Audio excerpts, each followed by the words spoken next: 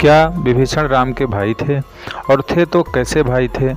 चचेरे भाई थे, सगे भाई थे, मामा के लड़के थे या बुआ के लड़के थे? आज हम आपको इस वीडियो में यही बताने वाले हैं। तो हमारे वीडियो को ज़्यादा से ज़्यादा लाइक करें और चैनल को ज़्यादा से ज़्यादा सब्सक्राइब कर अपने सभी मित्रों को शेयर करें ताकि यह दुर्लभ जानकारी सबको प्राप्त हो सके।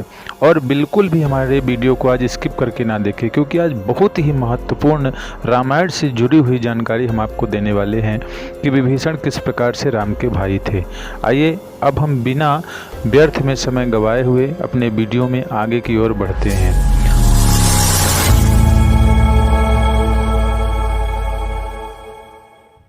तो आइए हम आपको बताने जा रहे हैं कि विभीषण किस प्रकार से राम के भाई थे। आप सब यह तो जानते ही होंगे कि विभीषण रावण का भाई था। यह तो सारा संसार जानता है। रावण को वरदान था कि तुम्हें मनुष्य और वानर ही मार सकेंगे। रावण इस बात से चिंतित भी था और अस्वस्थ भी था। तो वह जानता था कि मुझे मनुष्य ही मार सकते हैं। और उसे कहीं से यह बात पता लगी कि जो दशरथ हैं, तो दशरथ को ऐसा वरदान है कि इन्हें 4 पुत्र होंगे और इसी के पुत्र के द्वारा मेरा मरण होगा। जब यह बात रावण को पता लगी, अब रावण को कैसे पता लगी? रावण तो बहुत बड़ा विद्वान था, उसे इस बात का अनुभव था।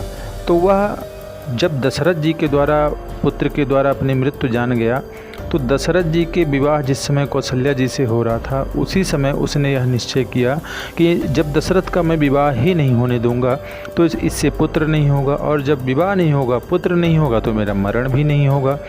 तो विवाह मंडप से ही उसने कौशल्या जी का हरण कर लिया और हरण करके ले जा करके समुद्र के एक बीच में टापू था, वहाँ इसने कौशल्या जी को एक पेटी में बंद करके छिपा दिया।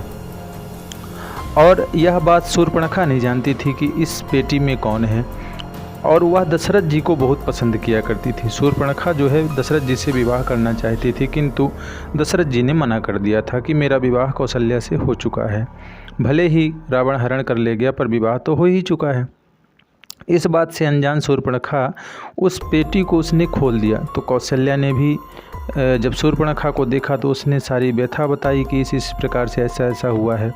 तो इधर रावण ने कौशल्या को पेटी में बंद करके टापू में छोड़ दिया और धोखे से शूर्पणखा ने खोल दिया, और उधर जा करके दशरथ जी का सारा पुरुषार्थ वीर्य को निकाल करके एक घड़े में बंद करके ले जा करके लंका में उसने रख दिया। एक दिन रावण की माँ कैकसी इनको प्यास लगी। तब तक रावण और कुंभकर्ण का जन्म हो चुका था, तो उसे प्यास लगी।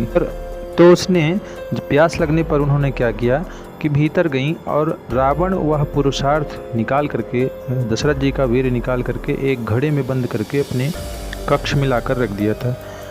रात्रि में प्यास लगने पर समझ नहीं पाई रावण की माता कि इस घड़े में क्या है। उन्हें मालूम भी नहीं था, क्योंकि यह रावण ने गुप्त रखा था। उन्होंने सोचा इसमें पानी रखा है, तो उठा करके घड़े को पानी समझ करके उन्होंने उसको पी लिया, और वास्तव में उसमें दशरथ जी का पुरुषार्थ था। तो वह दशरथ जी का वीर जा करके रावण की माता के गर्भ में समाहित हुआ और उससे गर्भस्थ हो गई वह, और उससे एक बालक उत्पन्न हुआ। यह बालक कोई और नहीं, विभीषण ही थे। विभीषण जी का जन्म इस प्रकार से हुआ, यानी कि विभीषण जी जो हैं वह दशरथ के पुत्र कहलाए, क्योंकि रक्त जो है वह दशरथ का था।